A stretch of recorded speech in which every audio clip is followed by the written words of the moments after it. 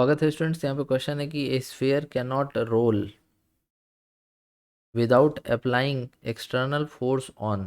देखो इसका आंसर हो जाएगा स्मूथ इंक्लाइंड सरफेस। और ये क्यों होगा, देखो पहले हम यहाँ पर एक इंक्लाइंड सरफेस इस तरह से बना लेते हैं। तो मान लो कि ये एक इंक्लाइंड सरफेस है और इसके ऊपर में एक स्फीयर है, यहाँ पे एक स्फीयर है,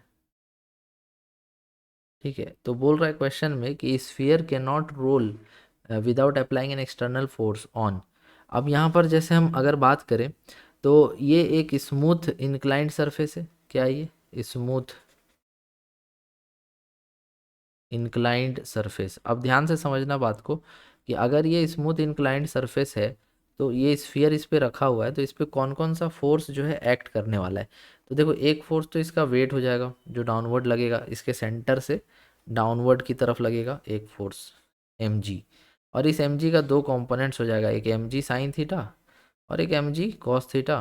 और साथ ही साथ एक नॉर्मल फोर्स भी होगा जो इसके अगेंस्ट इस तरह से लग रहा होगा, ठीक है। ये नॉर्मल फोर्स जो लगता है ना, ये सरफेस से लगता है परपेंडिकुलरली आउटवर्ड इस तरह से, ठीक है। तो कौन कौन सा फोर्स हो गया यहाँ पर? तो सबसे पहले तो एक फोर्स हो गया मेरा mg, और इसका दो कंपोनेंट, अगर ये एंगल थीटा है तो ये भी थीटा होगा। इसका दो कंपोनेंट, एक इस तरफ आएगा mg cos थीटा और एक इस तरफ आएगा mg sin थीटा। साथ ही साथ इसका नॉर्मल फोर्स अपवर्ड।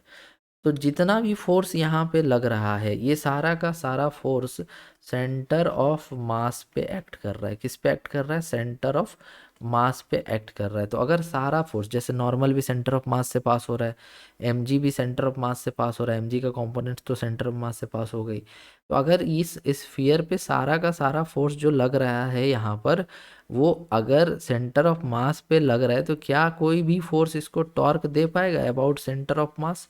तो कोई भी फोर्स यहाँ पे टॉर्क प्रोड्यूस नहीं कर पाएगा अबाउट सेंटर ऑफ मास। इस वजह से यहाँ पर जो होगा टॉर्क जीरो हो जाएगा। और जब टॉर्क जीरो हो जाएगा तो फिर यहाँ पर पॉसिबल ही नहीं है कि ये घूम पाए और घूम करके इस तरह से नीचे आ पाए। आई बात समझ में? तो ये क्या करेगा कि स्लाइड करके, स्लिप करके नीचे आ जाएगा। क्लियर है?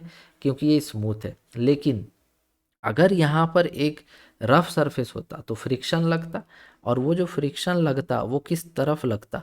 तो वो फ्रिक्शन लगता बैकवर्ड डायरेक्शन में, कुछ इधर ऐसे लगता फ्रिक्शन। और ये फ्रिक्शन सेंटर ऑफ मास पे नहीं लगता बल्कि सरफेस पे लगता। और ये फ्रिक्शन क्या कर देता? उसको घुमा देता। किसको? स्फीयर को। और एक टॉर्क मिल जाता इस तरह से, और ये फिर रोल करता हुआ नीचे आ जाता। तो इस क्वेश्चन में कह रहा था कि एक स्फीयर है, अगर हम उसको स्मूथ इंक्लाइंड सरफेस पे छोड़ दें तो क्या ये रोल कर पाएगा? तो बिल्कुल नहीं कर पाएगा। अगर ये स्मूथ इंक्लाइंड सरफेस पे हम चाहते हैं कि ये स्फीयर रोल करे तो हमको एक इस एक्सटर्नल फोर्स यहाँ पर लगाना ही पड़ेगा जो सेंटर ऑफ मास पे ना लगे बल्कि किसी और पॉइंट पे लगे, और इसको एक टॉर्क दे जिसकी वजह से ये रोटेट करता हुआ, रोल करता हुआ नीचे आ पाए। तो ऑप्शन नंबर ए आप इसमें करेक्ट करिएगा। आई होप आप ये एक्सप्लेनेशन समझ पाएंगे। Thank you so much for watching.